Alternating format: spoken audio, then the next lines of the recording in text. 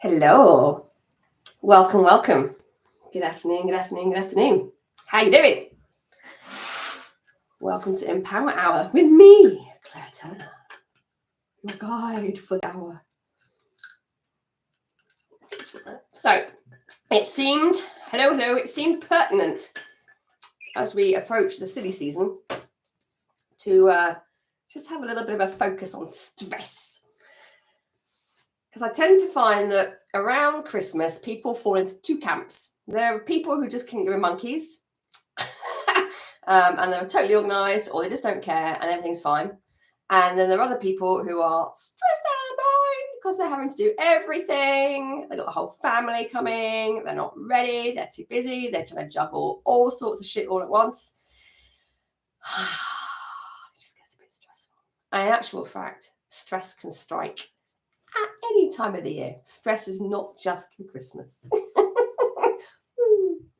So EFT, or emotional freedom techniques, often referred to as tapping, is amazing at reducing stress fast. And there has even been some studies around this because EFT is an evidence-based technique. And there's been a few studies around EFT and the reduction of stress. I believe the more recent one is by Dr. Peter Stapleton. I will pop her name in the chat because she is absolutely phenomenal. Stapleton. She's done loads of research around EFT. And one of the studies she did around EFT and stress was she got a group of people and she kind of stressed them up a little bit. And then they measured the level of cortisol in their saliva. Now, cortisol is one of the stress hormones. And then they broke this group into 3 smaller groups. And the first of the smaller groups received an hour of magazines to read. There's my alarm for today. Received an hour of magazines to read. The second group received an hour of psychoeducation on stress. So pamphlets on what stress is and what to do about it. And the third group received an hour of EFT. And at the end of the hour, they measured the level of cortisol in their saliva again. Now, the first group who had had the magazines to read, do you think their cortisol went up or down? I'll give you a moment. Yes, the cortisol levels went up by 2%. The second group, who had the psychoeducation on stress, the pamphlets on what stress is, their cortisol levels decreased by the usual amount once you've taken the stressor away, which is around 19%. The group who had received EFT for an hour experienced a whopping, I say, 43% decrease in cortisol. So super, super effective. And research is also showing that it takes around 10 minutes for tapping to affect the level of adrenaline in your bloodstream. So when I say to people, because not everyone has an hour spare to do EFT, but even if you can just do 10 minutes, or just as much as you possibly can, you're going to have some kind of effect on your nervous system. And the reason for that is because when you tap on these acupressure points, you are generating an electrical signal that travels to the stress response center of your brain, a part of your brain called the amygdala, and it essentially turns it off. So it takes you from very high emotion down to regulated emotion very, very quickly. And I'm sure you can probably recognize that when you are up here in high emotion, high stress, where does your intelligence tend to go? Because mine goes that way. Mine goes down. And it's just a physiological fact. You can't be highly emotional, highly stressed, and be highly intelligent all at the same time. Because what happens when you are in a stress response is that your prefrontal cortex, the logical, creative, rational part of your brain, the CEO of your brain, if you will, goes offline. Just fucks off. And everything is rooted to your reptilian brain. when you're in that high stress, high emotion phase. So you literally can't focus, you can't think straight, you can't come up with a witty retort to whatever it is that someone has just said to you that has really stressed you out. So a really, really awesome technique. But there are also lots of other things that help with stress too. So it's not all just about EFT. Maybe. But there are other techniques as well. And I'm going to share a couple of those with you. And you're probably going to know what these are anyway. But the first one is meditation. Now, people often, and I'm including myself in this, people often say, I don't have time to meditate. And what I also hear is, I can't meditate. I can't meditate. You can. But you've got a bit confused as to what meditation really means, because we have this belief that meditation, you have to clear your mind. You have to clear your mind and go blank and sit cross-legged on top of a mountain with beautiful long hair. You don't have to do any of that. And in fact, it's, unless you're like a really super duper yogi, it's really, really hard, almost impossible, I would say, to have your mind go blank, because nature abhors a vacuum. Although there are times where it seems and feels like my brain does go blank. But when you're meditating, you don't have to be thinking of nothing. All you have to do when you're meditating is find something to focus on, so that you can bring your thoughts into a focused point, so that when they go scattering off and thinking about the thing you've got to do tomorrow, and whether you bought the kids presents, and when you're going to get the wrapping done, and what on earth does your other half's mother want for Christmas, when your mind starts skittering off in those directions, you have a focus point that you can breathe and go, oh, I'm skittering. And you can bring it back to that focus point. Now, a focus point could be breath. So you could be concentrating on your breathing. It could be, obviously safely, a candle flame. My aunt used to focus on, she used to lock herself in a room as an early 20-year-old. Lock herself in the room and focus on a candle flame, and her mum would be outside going to my mum's, would be outside talking to my mum, going, I don't know what she's doing in there. I don't know what she's bringing into this house, because she was focusing on a candle flame, which is obviously witchcraft back then. So she focused on a candle flame, which you can absolutely do. Some people use a mantra. So there is transcendental meditation where people use a mantra. But you can also find guided meditation on somewhere like YouTube, which can also be your focus. So I've got one waterfall visualization. If you want access to that, let me know, because it's unlisted, so I need to give you the link. But if you drop me a message, I'll send that out to you. So there's lots of different ways you can focus on something, and that is the whole purpose of that, is just to bring, when you feel your mind skittering, you can bring it back to that focus point. Now, the other important thing with meditation is do it sitting. Temptation is to lie down to do it, and then you can't. There's a risk you're going to fall asleep. But do it sitting. You don't have to do it cross-legged unless you really want to. You can sit on a chair. Just sit on a comfy chair and do it. But when you are sitting, make sure your spine, you are sitting straight. Have your spine straight. Be erect. Make sure you're comfortable. If you feel yourself starting to slouch, just bring yourself back up again. Shoulders back. Lean back against something if it makes it easier. The reason for that is energy runs up and down your spine. So when you are slouched, then the energy just can't run as well as when you're nice and erect, and then it can flow freely up and down. This is why it's so important to get chiropractic care, people. Quick flash of my chiropractic jumper.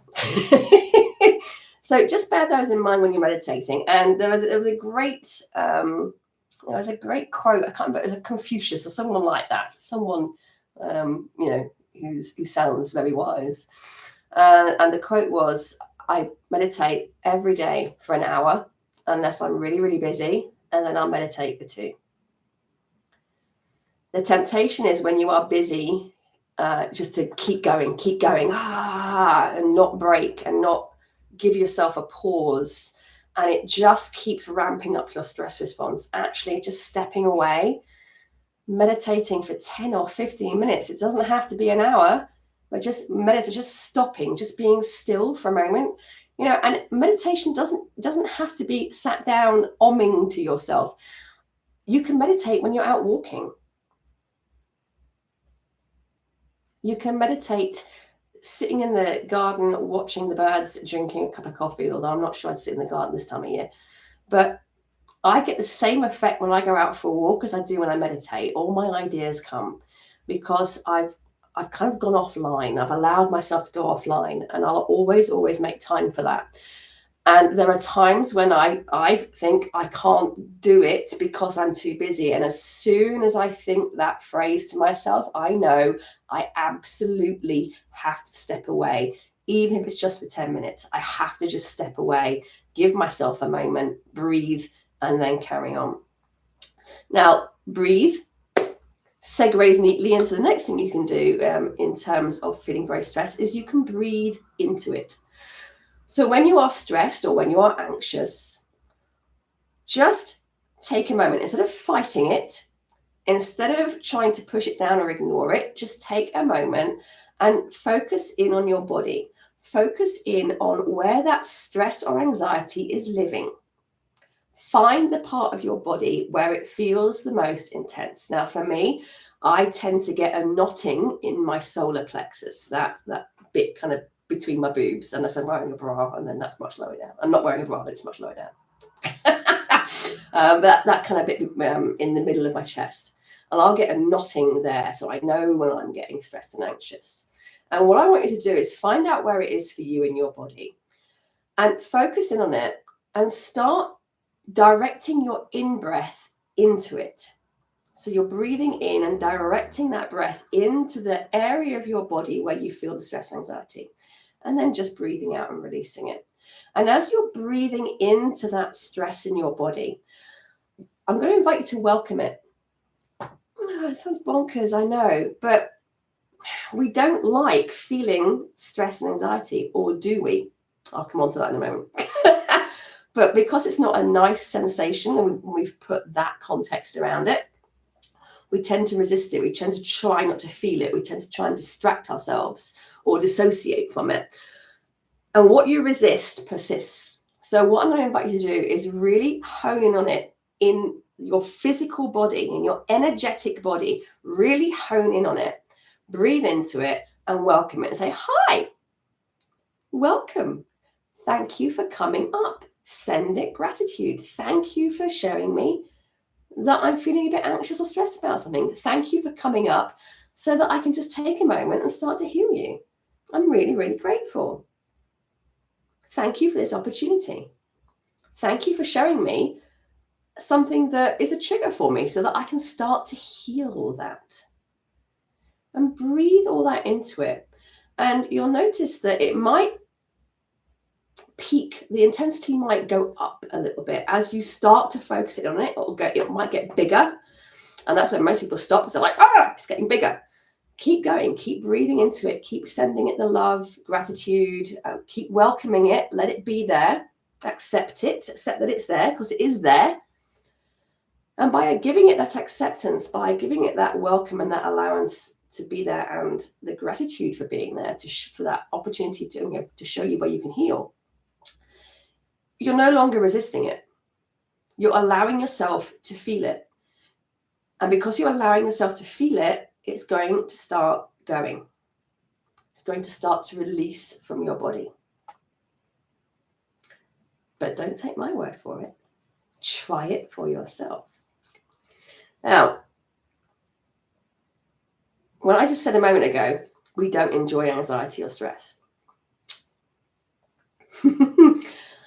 I came to the realization a little while ago that part of me really, really does enjoy stress. But because it's not socially acceptable to enjoy stress, we shouldn't enjoy stress, we shouldn't enjoy anxiety, I suppressed it. I suppressed the enjoyment of my stress like it was something shameful Like I shouldn't feel that excitement. But the reality is there is a little part of me, my shadow self, my unconscious, that actually really gets off on being really, really stressed. It makes it feel important. It makes it feel like it can martyr itself. It quite likes that. It's all about me. Ooh. And when you think about it, the physical feeling you get with stress and anxiety is actually pretty similar, if not identical, to the feeling you get when you're excited. It's the same chemicals. But then we label that feeling based on the context of the situation that we have perceived. And by that, I mean, we then say this is a bad situation or this is a good situation. And then we either decide to feel anxious or we decide to feel excited. The chemicals are the same. It's just that we label it. From our perspective, we label that feeling. We call it anxiety, we call it excitement. So what if when you feel that stress, when you feel that anxiety, you reframe it as excitement? Oh, I can feel this excitement going on inside me. Woo, woo, woo, exciting. Reframe it. And get a little bit curious. Is there a little part of you that actually gets off on feeling super stressed? Does it give you significance in some way? And I think I picked my version of this up from a couple of places. I think the first place was my mum, because she reacts, she martyrs herself. Lovely, love her to bits, but she reacts, she martyrs herself, and it's all the end of the world, and she has to get really, really stressed about the smallest of things. And for whatever reason, that makes her feel important. It gives her significance. Now, because kiddies model the behavior of their caregivers or their parents, I have kind of picked that up. I have come to the awful realization that I am turning into my mother. But I'm starting to notice that now. I'm starting to notice what I'm doing. I'm starting to notice that I'm getting triggered by stuff, and I am running the martyr program around that. And that fed into one of my first jobs, where it was a stressful job, and I would react massively with the stress. I'd be in the toilet crying, I'd be grumpy, but I got a huge feeling of significance and importance from it, because it all hinged on what I was doing. So I've got a couple of things in there that I've been working on, and it's just a case of noticing when you're feeling the stress, just getting curious at it. And this is no judgment. There's no judgment. It's just a case of when you feel it, get curious. What am I getting from this? What am I getting that's positive from this stress? What am I enjoying that I think I probably shouldn't enjoy, but I secretly am anyway? Woo, matron. And just get curious about it. And as you get curious about it and you start to sort of shine a light on it, you're not resisting anymore. You're getting curious. And so because you're not resisting anymore, it's going to stop persisting. It's going to go, oh, she's looking at me. Ooh, it's going to sidle away. So give those a little try. Don't take my word for any of this. Give it a little bit of a try. Have a little play with it and let me know how you get on. But let us do a little bit of tapping right now for some stress. Quick slurp. Now, I don't know, because I'm not yet a mind reader, I don't know specifically what is going on in your life that is causing you to feel stressed. But you do. You know exactly what's going on in your life that's causing you stress. So as you do this tapping, I'm going to invite you to hold that in your head, because tapping works the best the more specific you can be to your predicament. Let's call it a predicament, your challenge. The more specific you can be to what's going on for you, the more effective the tapping is going to be. Now, because I don't know what's going on for you, this tapping is by necessity going to be kind of general. But it'll be something for you to follow along to as you hold whatever it is that's stressing you out in your head. Imagine that you can see it as a picture or a movie, or you can feel it, or you can hear it. but hold it in your own awareness as we go through this tapping. And when you are doing this for yourself, and when we do it now, I'm going to ask you to give the intensity of what you're feeling a number between 1 and 10. And then when we finish the tapping, I'm going to get you to give it a number again. Now, obviously, one of 3 things is going to happen to your number. First option is that it comes down. Woo! We're in the right direction. The second option is it stays exactly the same. Now, this doesn't mean it's not working. It doesn't mean it's failing. This is giving you a message. And there are a couple of things that might be going on when your number doesn't shift. The first thing is you're not getting specific enough.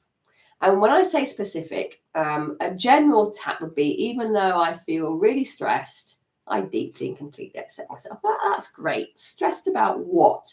So a more specific statement would be, even though I feel really, really stressed about what my boss said to me in the middle of the office at lunchtime, it made me feel really, really small and angry. I deeply and completely accept myself. So you're bringing into that a when, a where, a who else was there, and what was going on. So the 4 W's. Another reason why your number may not shift is because there is part of you that has spotted a perceived downside to letting the intensity come down. Now, this is particularly prevalent when it comes to, and pertinent when it comes to anger. Because we feel anger when we are perceiving something unfair, either happening right now or having happened. And so when we feel the anger and then we go, well, I shouldn't feel this anger, so I'm going to tap on it. There is a part of you going, well, hang on a second. That was wrong. That was unfair. And I should be angry. And if I'm not angry, am I condoning it? Because I don't condone it. That was awful. I should be really angry about this. And so you get this conflict going on where part of you is going, oh, I should be zen, I should be I should be letting this anger go. And there's another part of you going, no, I shouldn't let this anger go. This anger is justified. This is needed. I don't want to accept what is happening. I don't want to condone what is happening. So if that is the case, and you can just get a little bit curious, and the way you get curious is to ask yourself the question as you're tapping, if there was something stopping me letting this go for some really good reason, what might that be? Ask yourself the question and see what comes up. And then you can tap on that. So, if a voice in here goes, well, if I let it go, then they've got away with it. Or I've got away with it if you're angry at yourself. I need to punish it. I need to punish myself. So, that's curious. Thank you. So I can't let this anger go because I need to punish myself. That's okay. But now you're understanding why your number's not dropping, because it's a conflict. So address the conflict in your tapping. Another reason why your number may not drop is because inside of every single one of us, there is a stroppy teenager that does not like to be told what to do. And again, we can get a bit fun with that. We can get a bit silly with that, and we can address it in the tapping. You're not bossing me. You're not bossing me. I'm going to let this go. You can't make me. I won't tell everyone. Yeah. Anyone who's been a teenager or has got teenagers will know exactly the tone of voice to say that in. It's like a nasal whine. But just play with that with your tapping. Just address it. EFT works the best when you as is it. Say it as it is. When you speak the unspeakable and voice the unthinkable. All those things you say to yourself, oh, I shouldn't feel like this. I shouldn't say that. I shouldn't think this. I should be better. I should be this. I should be that. I shouldn't be the other thing. You're shoulding all over yourself. So if you're thinking it, say it out loud and tap on it. And you can, if you don't like it, you can even say, oh God, I shouldn't be saying that. But it's in my head. Oh, Claire said I had to. Oh, I had to speak it. But by getting it out and you're tapping to bring the stress response down at the same time, you're getting it out of your body. You're getting it out of there. Doesn't mean you mean it. Doesn't mean you condone it. You're just acknowledging that it's there so you can let it go. Now, if your number goes up, again, this doesn't mean you're failing, doesn't mean it's not working. This is actually really interesting feedback. If your number goes up, what did you say or think about that caused that number to spike, that caused the intensity to go up? And what usually happens for a lot of people is when they start tapping, their number will, the intensity will go upwards. They go like a little peak of intensity. And then as they keep tapping, that comes down and ends up lower than it was. On occasion, when you stop tapping, your number, you think, my number is higher. This feels more intense than when I started. And the question to ask yourself there is it the same emotion? That higher number, is it the same emotion? So for instance, if you were tapping, I'll go back to anger again, even though this is a stress thing. Anger is a stress response. I'm justified. But if you started tapping for anger and it was a 6 out of 10, and then you stop tapping, you've done the tapping, you stop and you reassess and you're like, crikey, it's now an 8 out of 10. Is it anger? Or is it a different emotion? Because 9.9 times out of 10, it's actually a different emotion. And the reason for that is because our emotions are layered.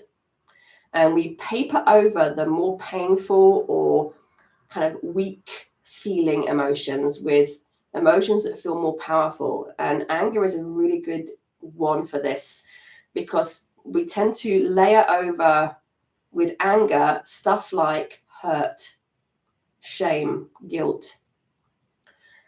Those three feel a bit, they feel a bit icky, they feel a bit weak. Anger feels a bit more powerful, feels a bit more in control almost, in a weird way. And so it's preferable to feel angry than ashamed or hurt. We protect ourselves. We layer our emotions to protect ourselves. As you start to tap, you're starting to slough away the layers. So when people experience a higher number than when they started, it's generally because they've sloughed away the original emotion, which has revealed a second emotion, an emotion that is underneath the first one. So if your number is higher once you're done tapping, first question to ask yourself is it the same emotion? Now, if it is the same emotion, that's fine. Now is the time to get super curious. What was it about what I was saying and thinking that has caused this number to shoot upwards? And then you can talk to yourself about that as you carry on tapping. I encourage you to carry on tapping because, remember, tapping turns off your stress response. So although you've had a spike, it may just be that whatever it is you're working on just needs a little bit more time. You can even tap and do some breathing into it. You can combine all these techniques together and see how that works for you. So you can find where the emotion is in your body and really breathe into it and say love and gratitude as you tap through the points. And just have a play. Okay, so let us bounce into doing some tapping. Before we begin, I'm going to invite you to close your eyes and take a nice deep breath in and hold it. And let it go. Breath in and hold. And let it go. And one more. Breath in and hold. And let it go. And keeping your eyes closed, just allowing your breathing to come easily, naturally, rhythmically, as you take just a moment to really feel the connection to whatever it is you're sitting on or against.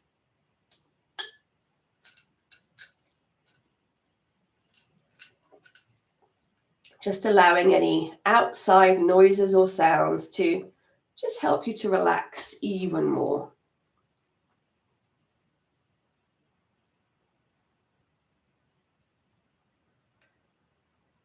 Becoming aware of where whatever you're sitting on is connecting with your body.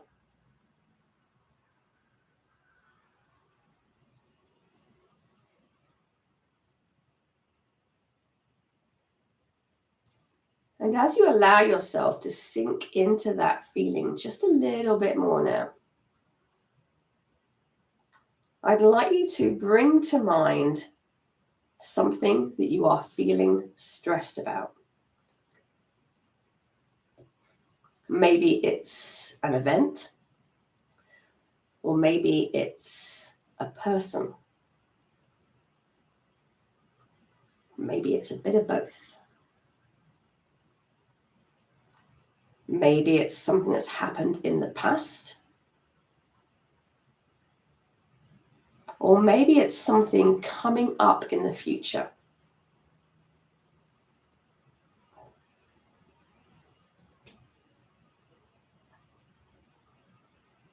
And as you allow yourself to think of that thing, I'd like you to feel into your energetic body. Feel into your body and find where this feeling is living and what it feels like. So is there a knotting in your solar plexus? Is there a tightness in your chest? Is there a pain in your head? Or maybe something else?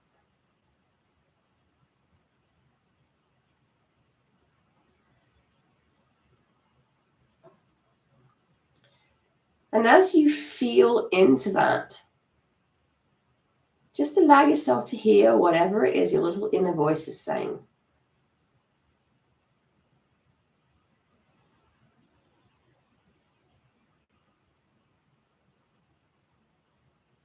And allow yourself to get curious as to what you're making this stress, this event, what happened with that person, mean about you.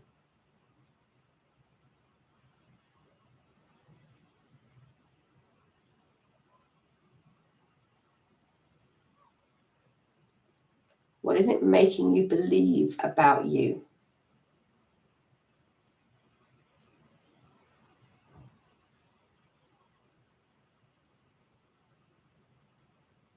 And take a nice deep breath in and hold it.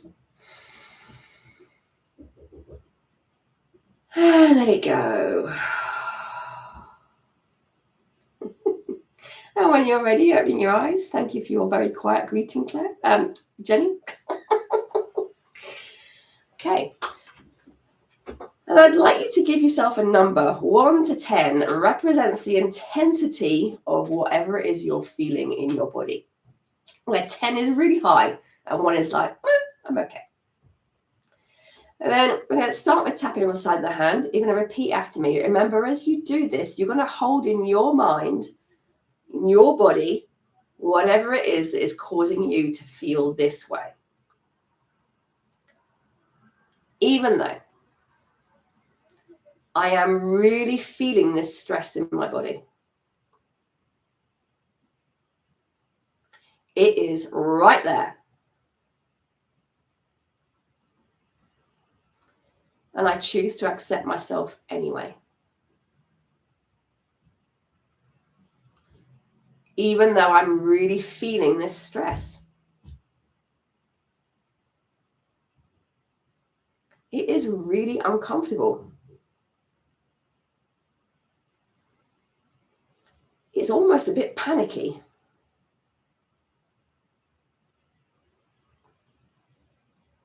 And I'm not sure I have time to sit down and tap on it.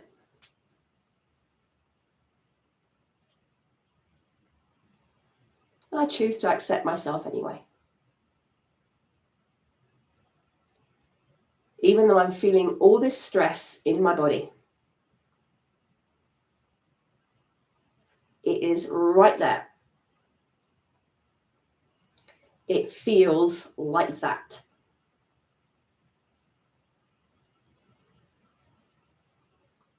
And I know why.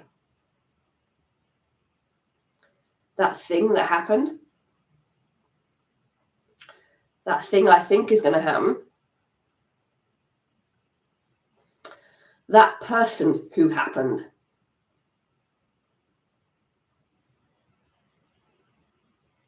Or maybe I'm not too sure, I just feel it.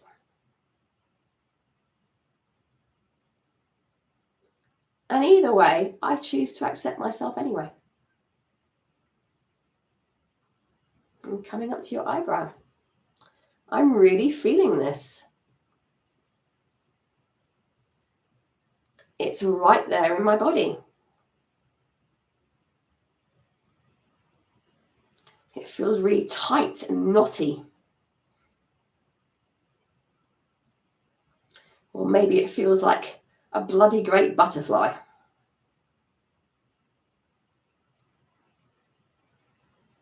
Or maybe it feels more like a pain or an ache.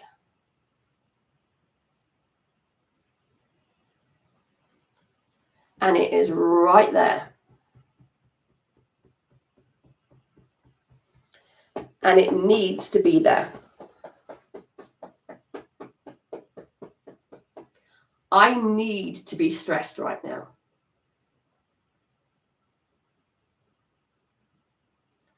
You have no idea what's going on in my life, Claire.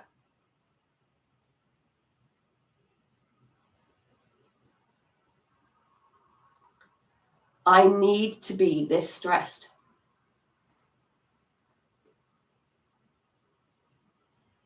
I need to feel this stressed.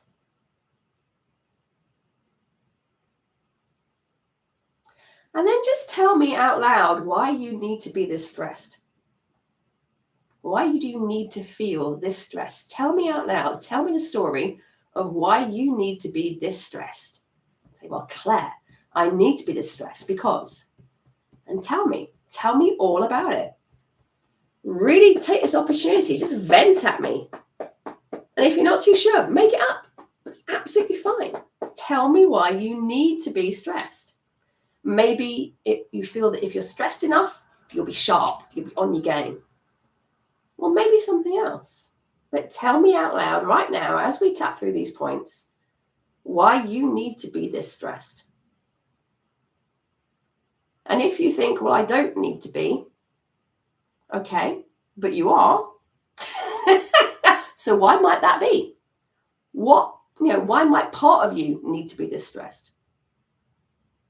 Just get curious. Claire, let me tell you all about it. I need to be this stressed because.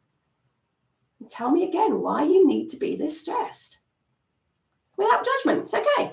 I'm not judging you. I can't hear you. But tell me out loud. Get it out. Get it out. Say it out loud. As we tap through these points. Then take a breath. Let it go. Repeat after me. And I choose to forgive myself. I am open to forgiving myself. No, I'm not.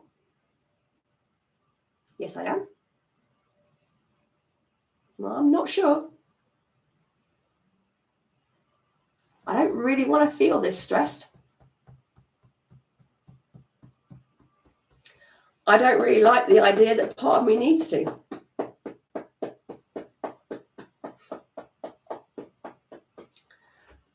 I'm really feeling it right there.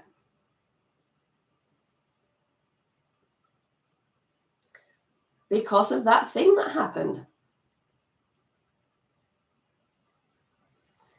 That thing that went on in the past. And when I think about it now, I can feel my blood pressure start to raise. Rise. Grandma. When I think of it now, I can feel my blood start to boil. I can feel everything starting to tighten.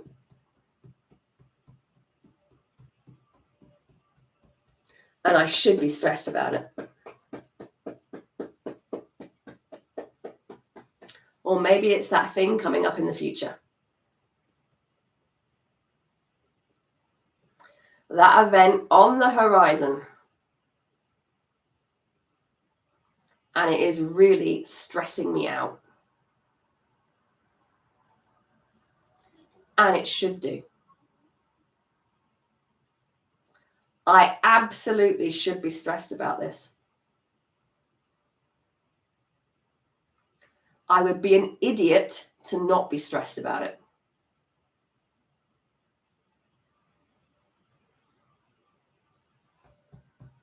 That thing that's coming up. And I'm putting so much pressure on myself about it.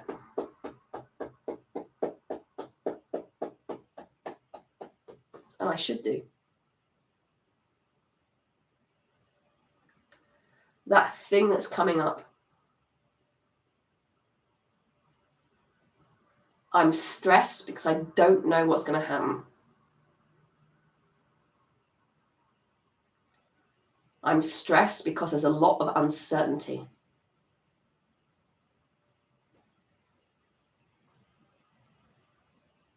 And I am what-ifing on myself.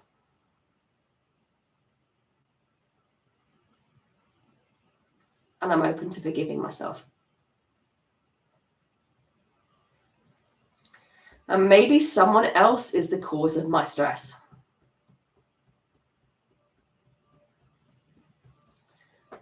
And I need to be stressed about them. I need to be stressed about them. And I give myself permission to be. Because here's the thing.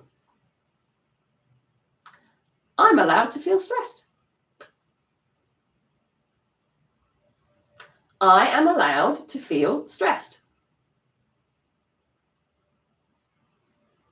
Stress has every right to be in my body.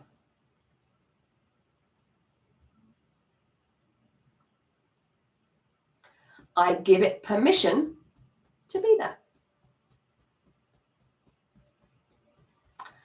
I give myself permission to feel it.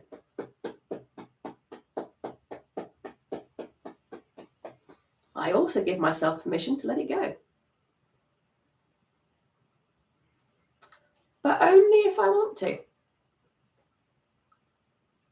I don't have to. And Claire, you can't make me. So Yabu sucks to you. I'm not going to let go of this stress. I absolutely refuse to let go of this stress. I give myself full permission to hang on to it forever and ever and ever.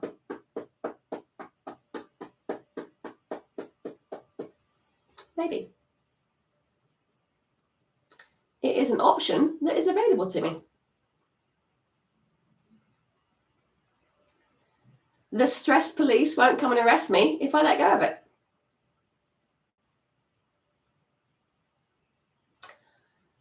And they won't come and arrest me if I don't.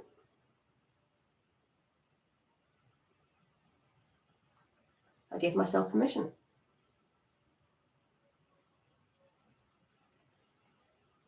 And I give myself permission to really lean into that area of body where I feel it.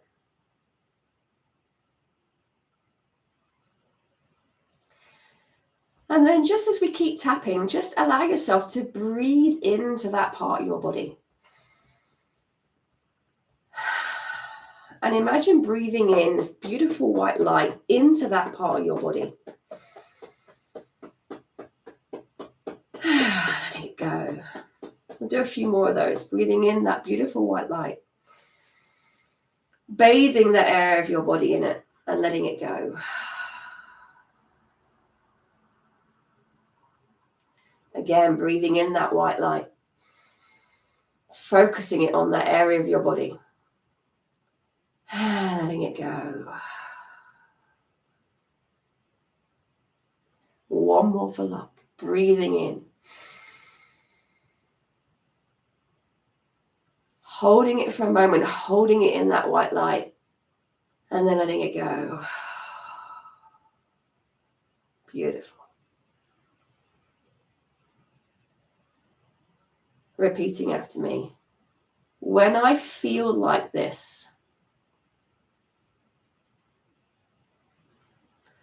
I start to believe something about myself that's not very nice.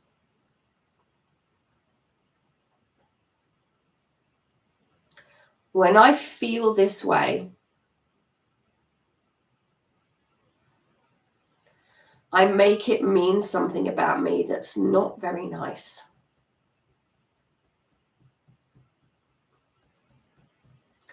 And then tell me out loud, as we keep tapping through the points, tell me out loud what it starts to make you believe about yourself. What does it mean about you? When you feel like that, is it that you can't handle it? Is it that you are completely alone? Is it that you're not good enough? Are you making it mean that you're being silly and over-emotional? What are you making it mean about you? It's not very nice. Tell me out loud. Tell me out loud. And if you're not sure, make it up. Make it up. Doesn't matter. And as soon as I say to people, make it up, they go, but you can make this stuff up. Your brain doesn't know the difference. And as you start to make it up and you just start saying stuff, your brain will either agree with you or it'll go, actually, no, it's this.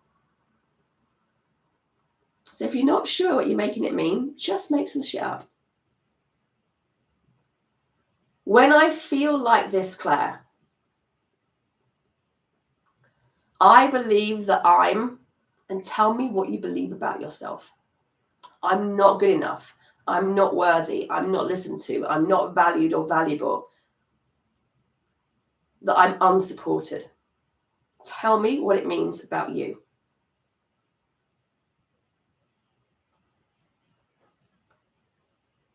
And I'm open to that being okay. I'm also open to it being not true. I'm open to that being a story that I am telling myself.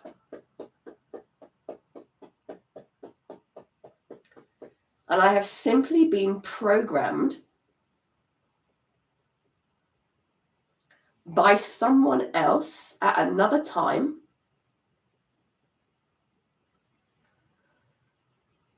to learn that when I feel this, I make it mean this.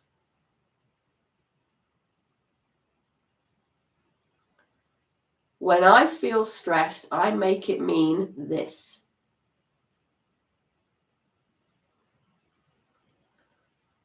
But it's just a story. It's a story. It's just a story.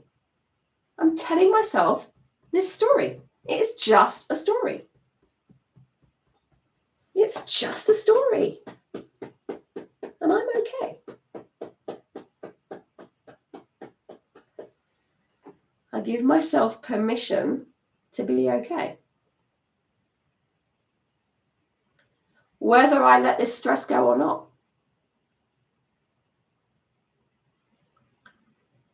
I'm putting all this pressure and stress on myself. Maybe I need to.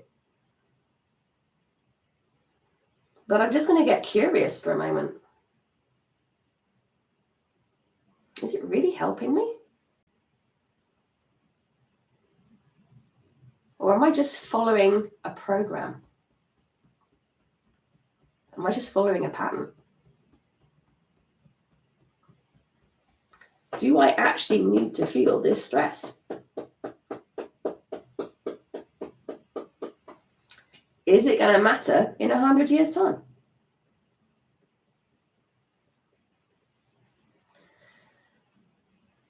I give myself permission just to feel a bit calmer if I want to.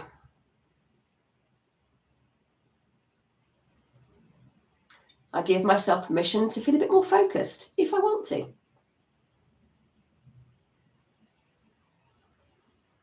I give myself permission to give myself a bit of a break.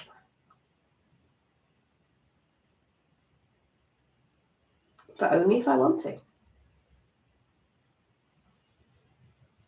I don't have to. Only if I want to. Giving my body permission to untense.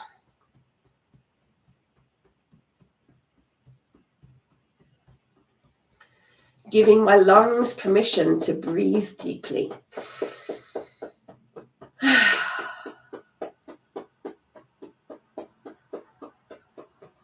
I'm giving myself permission to be okay. Beautiful. Take a breath. And let it go. And then just have a little check-in with yourself. Go back to that place in your body where you felt the stress when we started. And what's happened to it? Is it still there? Is it changed? Is it bigger? Is it smaller? What's happened to the number that you gave yourself? Now, if it's come down, like I said, beautiful, in the right direction. You can always rinse and repeat this tapping. You can rinse and repeat this tapping for whatever your number has done. If it's the same or if it's gone up, I'm going to remind you of what I said before we started tapping. This is your opportunity to get curious. Get curious. And when you're doing this for yourself, a really good way of doing it is to imagine that your best mate is in the room and just vent. Just there. Just get it all out. And as you do that, tap through the points. And then you're going to get, when you're venting, you tend to get quite specific.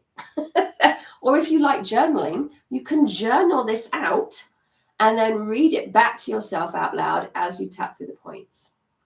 You can also try the breathing. You can also try the meditation. Give things a play. Have a little play around, see what works for you, the quickest and the best, and then use that. Because all these techniques are awesome, but only if you use you can't, if you know it and don't use it, it's as if you don't know it in the first place. So give yourself the permission to use a technique to help yourself de-stress. And if you have resistance to that, why? Why are you resisting making yourself feel better? Why are you resisting allowing yourself to calm down?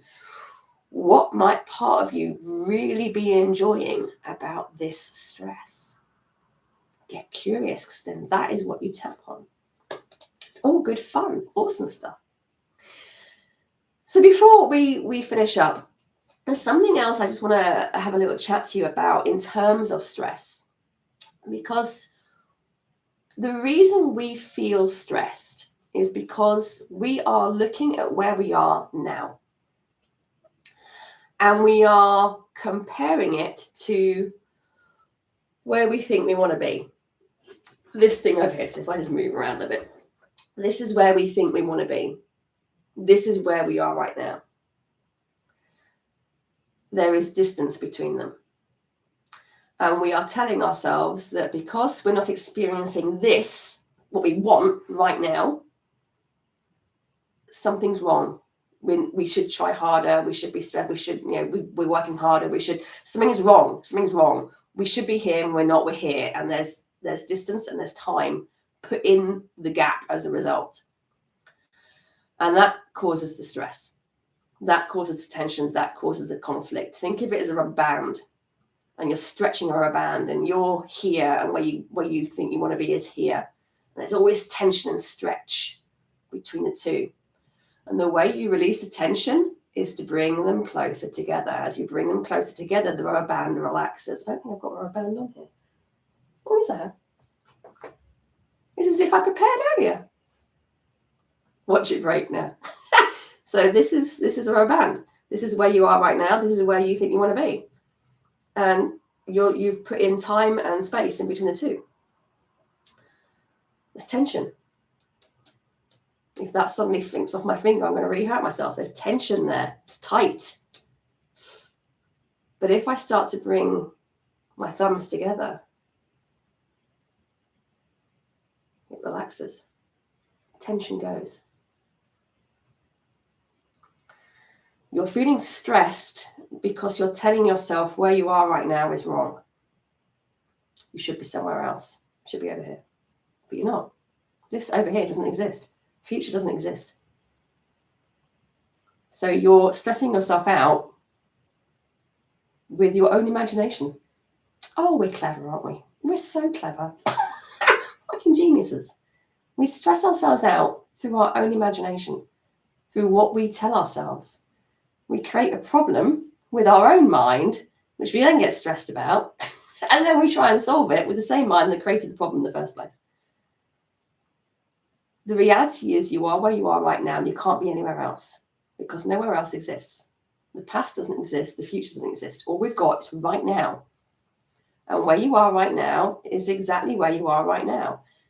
And if you can bring an acceptance to that, you're going to take the tension out of your band. And by acceptance, that's not the same as allowing. Just want to be clear about that. Accepting is not allowing. It's not the same thing. I'll give you an example of that. You can accept that there is someone in your household who is emotionally and maybe verbally abusive. You can accept that that is a situation, because it is a situation in this example. But you don't have to allow it. You don't have to allow it. But the moment you can accept that this is the situation right now, boom, the tension goes out of your band. This is why we use techniques like EFT. This is why we use techniques like meditation, because it allows us the space and time just to breathe into that acceptance and allow it to be there. Give yourself permission. It's okay to accept you where you are right now. You're not failing. You're exactly where you need to be. How do I know that? Because it's where you are. Can't be any different, because it's not. Bamboozled? You're welcome. But by allowing yourself to realize that, it's going to just make a huge difference. Other rubber bands are available. Keep that there for future. Awesome stuff. Thank you so much for joining me. I hope that was useful. And I will see you. If I don't see you again, I probably won't actually before Christmas. Have an amazing Christmas and a super duper new year. And I'll see you again very soon. Toodles.